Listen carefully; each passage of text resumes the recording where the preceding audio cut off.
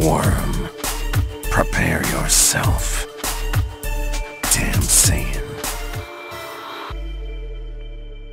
March 17th will always be remembered as the day that Toriyama handed the Dragon Ball community the biggest L of the year. There was L's handed to everybody in this episode, not just Jiren. Jiren was handed a ton of L's, but those who already didn't like Mastered Ultra Instinct were handed one. Those who didn't like the power jump from Jiren base form to Jiren maximum form were handed one. Those who had any respect for Jiren's character were also handed another. The time limit on Mastered Ultra Instinct, Frieza saving Goku, 17 being alive. These L's were distributed equally, but I do think collectively we have one major win, and that is episode 130 of Dragon Ball Super. This was by far the most visually striking, the most phenomenal looking Dragon Ball episode that we've gotten to date. They had so many different animators on this episode. There were so many different animation styles throughout the episode. There was not one low point in this episode. That this was the pinnacle of what they could do with Dragon Ball Super, and I'm hoping that they bring all this talent, all this ambition into the new movie that's coming out later on this year. The fight was fast paced. It was clear that Mastered Ultra Instinct was just winning against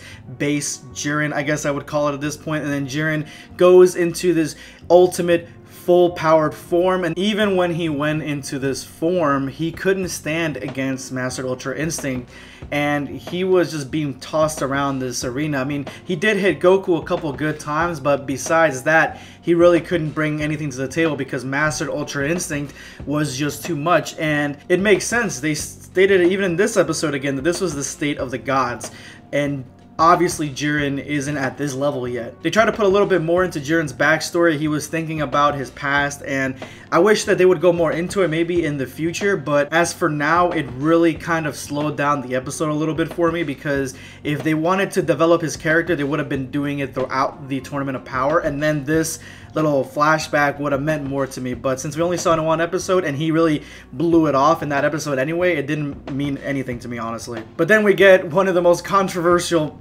moments in this episode where Jiren decides to attack the stands and obliterate in cold blood innocent bystanders, and I was thinking in my head, oh my god, what is he doing? He's supposed to be the hero of justice. What kind of justice is this? Is this Samazu's justice, I guess? I don't know, but he's a little bit messed up in the head. Not a little bit, he's a lot messed up in the head.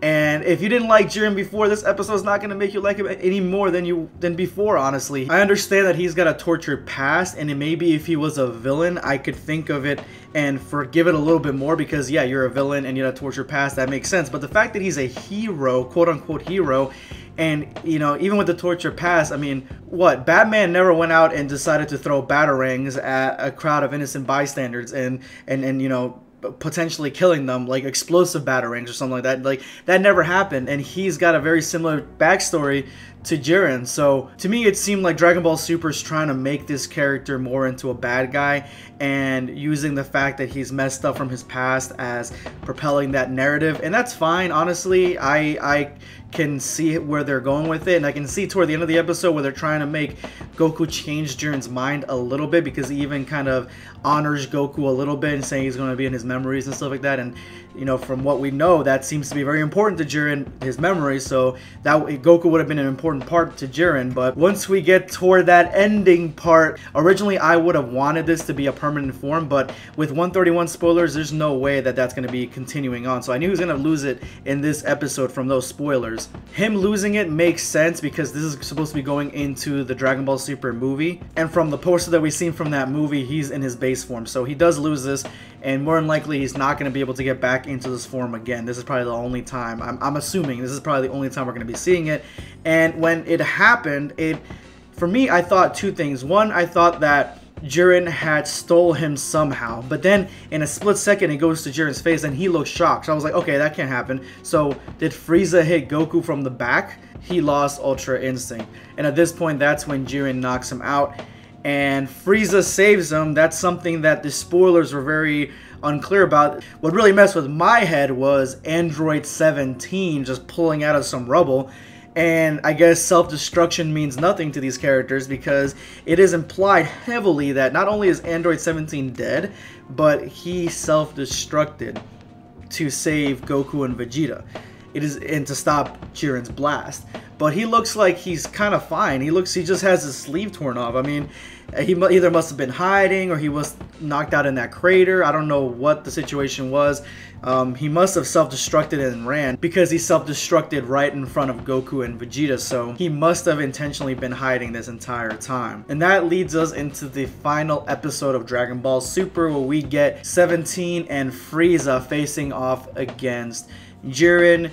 Goku is knocked out for now, but it looked like in the preview for the next episode he's going to be running around, jumping around and stuff. So he more than likely is going to have some hand in knocking out Jiren, and I'm pretty sure Jiren's going to be the one that gets knocked out. I don't think that he's going to be able to knock out 3 people in less than a minute. When with how strong he is, he's had 45 minutes to knock out everybody. So I'm predicting this, that Universe 7 more than likely is going to win. In the next episode, we see the Super Dragon being summoned, and we're going to get our wish.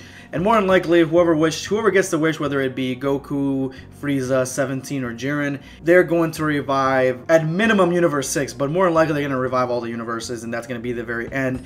And I don't see how they're going to fit so much in 30 minutes. This episode is going to have the majority of the Jiren and Frieza and 17 and Goku fight in the first 10 minutes, and then the rest of it would have to be the ending of Dragon Ball Super. It's gonna suck, honestly. It's gonna be really sad. It's gonna suck, but it is what it is, and hopefully we get a new series in the future. And now we just got to look forward to the movie. Anyway, guys, as far as the episode goes, even with me disliking Jiren a little bit more, and just the nitpick I have with the comment on Jiren's hidden energy or hidden power, I still have to give this a 10 out of 10, 7 out of 7. This was a fantastic episode. I cannot think of another episode that was this visually stunning with a twist at the end and a cliffhanger. I mean, that's a lot of stuff to put in a Dragon Ball episode, honestly. So it was really, really well done, and I cannot wait to see episode 131, which comes out next Saturday. Let me know in the comment section below any of your thoughts on anything I had to say. Drop me a like if you loved episode 130, and subscribe for more Dragon Ball content. This is going to be Dragon Ball Black signing off.